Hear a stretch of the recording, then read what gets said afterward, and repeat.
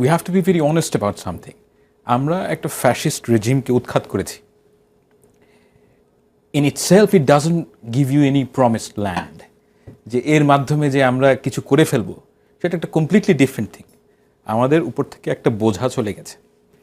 তো এই বোঝা চলে যাওয়ার পর যে আমাদেরকে যা করতে হবে এটা আমাদের উপর, এবং সেইখান থেকেই আমাদের, আপনি যে বলছেন যে আশাহত হচ্ছেন, আপনার সাথে একটু আগে আমার কথা হচ্ছিল, আপনি ওখানেও বললেন আশাহত হচ্ছেন, এটি স্বাভাবিক।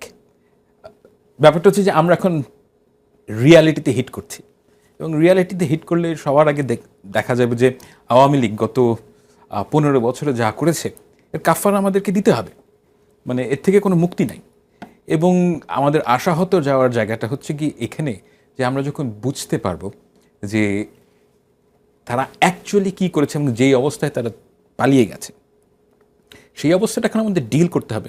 এই ডিল করার জন্য আপনার আশাহত হতেই হবে, এটা অস্বাভাবিক কিছুই না। এবং আমার মনে হয় যে বাংলাদেশের মানুষের মধ্যে ওই রিজলভ আছে, ওই জীবনী শক্তি আছে, যে তারা এখান থেকে বের হতে পারবে।